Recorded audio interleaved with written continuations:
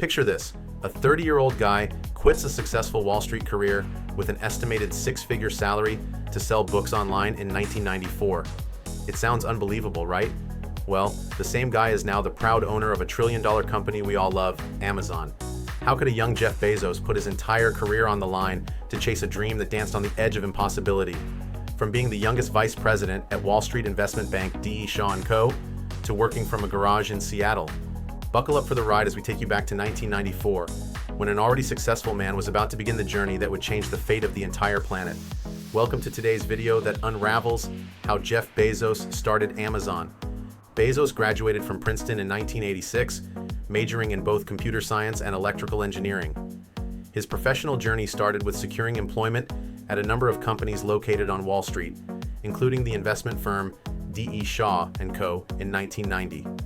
His prowess in the field of finance was exemplary, as he became the youngest senior vice president of the firm.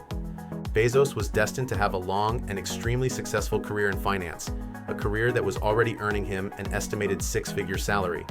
But then he spotted an opportunity and identified a trend that would lead to the start of Amazon.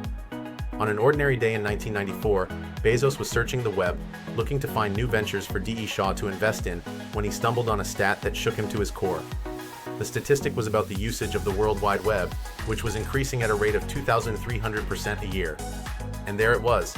The opportunity of a lifetime and the potential of utilizing this immense web usage presented possibilities for expansion.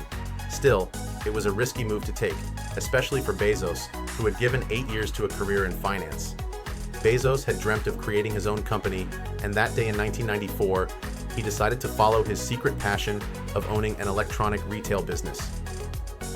First things first, Bezos had to identify a product that would sell well on the internet, but was also readily available and easy to access. And so he brainstormed a list that has 20+ products, including software, CDs, and books. None of the other products had a scope as wide as books. Bezos recognized that there were millions of books, and even the biggest of land-based bookstores could offer a few 100,000 books at a given time. However, a virtual bookstore would allow Bezos to stock millions of titles at any given time. Hence, it was decided that a virtual bookstore was the way to go. Bezos, along with his wife, Mackenzie Scott, left their jobs and went on a road trip from New York City to Seattle. On their way, both of them devised a detailed business plan for this new venture. According to the business plan, Bezos would sit at the helm. At the same time, Mackenzie would take on the operational role, performing tasks such as writing checks, keeping track of the books, and negotiating the company's first freight contracts. Why choose Seattle? In the shape of Seattle, Bezos found an ideal city for his innovative business idea. Seattle was home to some of the best tech talent across the United States. On top of that, the city also had some of the largest book warehouses, such as Ingram Book Group's Oregon warehouse. The next big challenge was the money. Sourcing investment for such a business idea was a tough job, yet Bezos gathered over $1 million of investment from family and friends.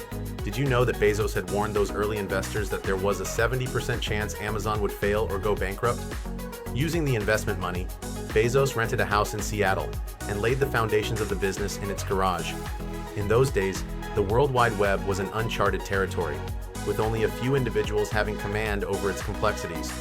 Bezos knew the only way this business would be successful was if it ran smoothly and was user-friendly. Hence, for over a year in that garage, Bezos, alongside a team of 5 employees, worked on 2 main aspects: how to source books and creating a computer program that would make their online website easy to navigate for users.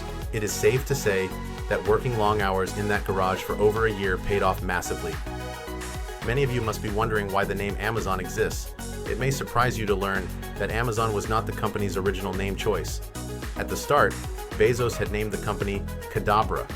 The name was later changed to Amazon to gain an alphabetical advantage on the search engines. During those days, website listings were based on alphabetical order. So, Bezos and the employees thought it was the perfect way to gain that early attraction and traffic on the website by choosing a name beginning with the first letter A. Coming back to the technicalities, Bezos knew marketing for such a revolutionary business was necessary to tap into the markets. Hence, he came up with the idea of establishing a virtual community for the customers to hang out and share their opinions regarding the books. He and his team worked on a number of projects, such as allowing customers to share their book reviews on the website and recommending books to customers based on their previous purchases. Such features allowed for a more inclusive customer experience and established a deeper bond between the business and the community. After a year of groundwork, it was time for the company to open its virtual doors to the world in July 1995. With the slogan, "Earth's Biggest Bookstore," Amazon offered customers over 1 million book titles at the time of its launch. The company had all the basics covered and was destined for success. Bezos had ensured 3 key features for Amazon: the largest selection of books, the best customer service system, and a user-friendly interface that was easy to navigate. And in an instant, Amazon, the online bookstore, was a success, with customers pouring in and plugging into Amazon.com internet news groups and mailing lists. Within just over a year, Amazon had 100+ employees.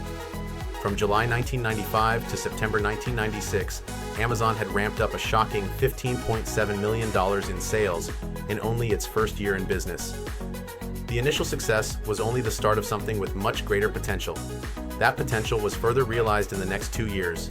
Within the first 3 years of the business, the company had gone from scratch to having 3,000+ employees, some of whom were now working abroad in Britain and Germany. The first 3 years of sales amounted to a monumental $610 million. Competition was there from some of the largest bookstores in the country, especially Barnes & Noble, which went on an aggressive campaign in 1998, claiming that they had twice as many books to offer as Amazon. Bezos was one step ahead, as in 1998, he expanded Amazon from just a bookstore to selling music and video through CDs. Thus began the journey of an e-commerce giant that started as a virtual bookstore, but was well on its way to engulfing the entire world by becoming one of the greatest success stories in the history of business.